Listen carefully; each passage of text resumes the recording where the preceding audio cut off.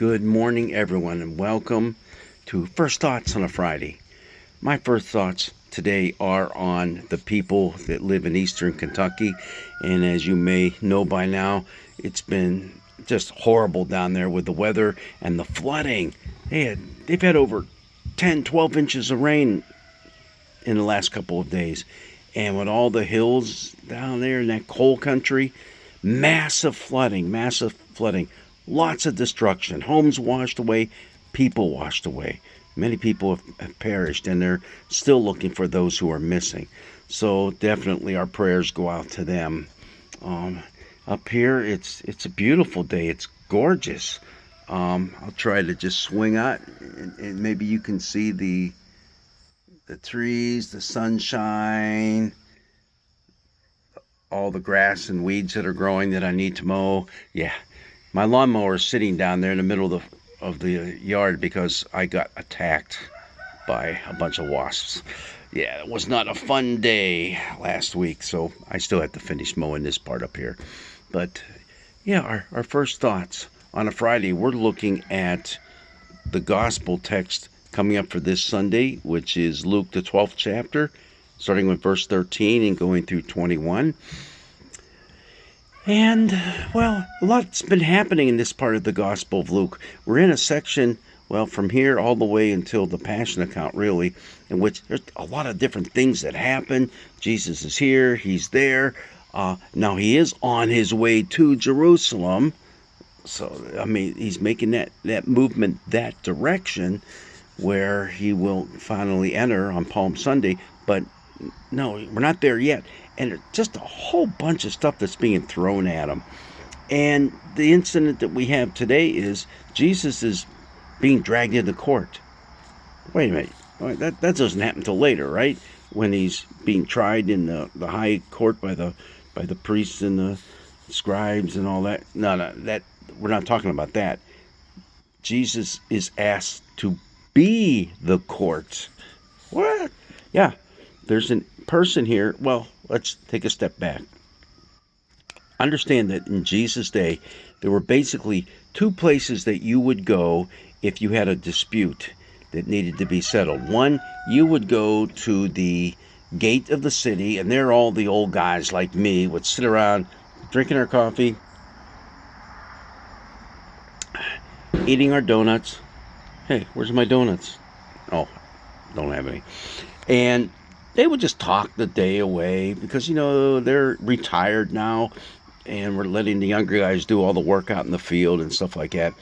But if you had a dispute, you would go there, ask for a little bit of help, some wisdom, and maybe ask that your dispute would be settled. Or you went to your local pastor and asked the pastor to do it. The pastor being the rabbi. Because you figured, hey, especially matters that involve the scriptures, the law, the Torah, well, you want them to be able to settle it because they know all about that stuff. And it says here, someone in the crowd said to him, "Teacher, tell my brother to divide the family inheritance with me." Hey, now this is an issue that involves the law. And there's stuff all over the place, guidance all over the Old Testament that help you out with these kind of issues. Well, Jesus kind of says, you know what? That's not what I'm here about. I'm not going to do that. And he looks at this guy and says, I see what your problem is. It says right here, he said to them, and actually he's looking to the whole crowd now as he gives this little story, "Take care. Be on your guard against all kinds of greed, for one's life does not consist in the abundance of possessions." So now we're going to have a little story about our stuff and our possessions. But keep in mind, this isn't a story about having lots of stuff. This is a story about our lots of stuff having us. Not us owning it, it owning us, and the dangers of that, and how that interferes with your life with other people, and also your relationship with God. Yeah, well, and he tells them a very familiar parable. You might remember it, where there's a guy who He's rich. He has quite a bit of money, and evidently has a pretty big farm going on too. And this one year, it just is a bumper crop. Holy mackerel! There's so much he can't even fit it all into his barns. And so he decides, I'm going to rip all those old barns down and build new ones, and then I'm going to retire and just take life easy. The parable is filled with the words I. And he's talking to himself the entire time, not to anyone else, just to himself. It's all about me. That's what that parable is. Not me, meaning me, but me, the big I. And it's sad because think about it. He could have, I just wonder, he could have shared some of that with the poor and the needy around. Um, Wait a minute, he's putting all this stuff in the barn so he can retire and live the good life. Partly, I mean, he's going to stop the farming part of it, so he doesn't need to do it anymore. Well, he's taking stuff off the market that could be out there right now, and now there's going to be possibly a shortage. Did you ever think of that? Did he ever give thanks to anyone for this abundant harvest? No, that's not in there. There's a lot of things you can look at this story and say, this guy's a little messed up. All he thinks about is himself. And you're exactly right. And that's what Jesus is saying. Watch out for that. Watch out for that, because in that moment, your stuff owns you. And it's just at that moment that, guess what? You're going to die. Not that you're going to. You just might die. Because with this individual in the story, it says, hey, you fool. Tonight, your soul is going to be required of you. You're going to die. And then, what do you do with all the stuff? Nothing, because you can't take it with you. That's like our Older Testament lesson that we have from Ecclesiastes, where the preacher is saying, what's the use in doing all this stuff in your life? Because in the end, all you do is you die and you leave everything to someone else. But then you say, wait a minute. Shouldn't we be smart about this? And knowing that retirement's coming up, we should put a few bucks away here and there. I mean, Janice and I, we're trying to be careful of the way we spend our money now, and knowing that those days are coming. That's not the issue. The issue is letting all those concerns and all the stuff that you do accumulate, letting it own you and get in the way of your relationships with each other, and your relationship with God.